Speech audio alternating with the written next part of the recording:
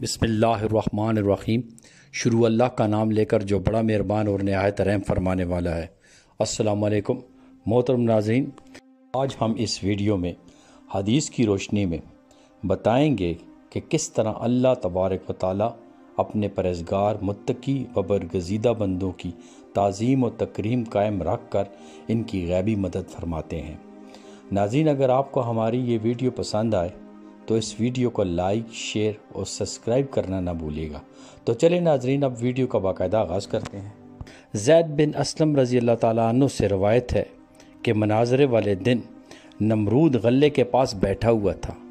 لوگ اس کے پاس آ رہے تھے کہ اپنے خاندان کے لیے غلہ لے جائیں۔ حضرت ابراہیم علیہ السلام بھی ان لوگوں کے ساتھ وہاں گھر والوں کے لیے غلہ لینے تشریف لے گئے۔ آپ کا نمرود سے صرف اسی دن آمنا سامنا ہوا تھا اور یہ مناظرہ بھی اسی دن وقوع پذیر ہوا تھا۔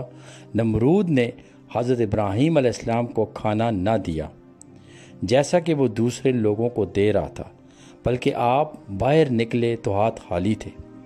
جب آپ اپنے اہل خانہ کی طرف جانے لگے تو ریت کے ایک ٹیلے کی طرف گئے اور وہاں سے 2 بوریاں ریت کی بھر لیں۔ سوچا جب میں اپنے گھر والوں کے پاس پہنچوں گا تو وہ سمجھیں گے کہ میں کچھ لے آیا ہوں۔ آپ گھر آئے، سامان رکھا، ٹیک لگائی، اسی حالت میں نیند آئی اور سو گئے۔ آپ کی زوجہ محترمہ حضرت سارہ رضی اللہ تعالیٰ عنہ اٹھی اور دونوں بوریوں کو دیکھا۔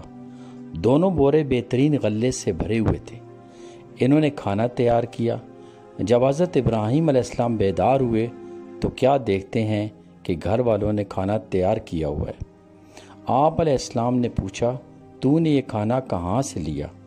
حضرت سارہ رضی اللہ تعالیٰ عنہ نے بتایا، جو آپ لے کر آئے ہیں اسی سے نکال کر پکایا ہے۔ آپ سمجھ گئے کہ یہ اللہ کی عطا ہے جس سے اللہ تعالیٰ نے انہیں نوازا ہے۔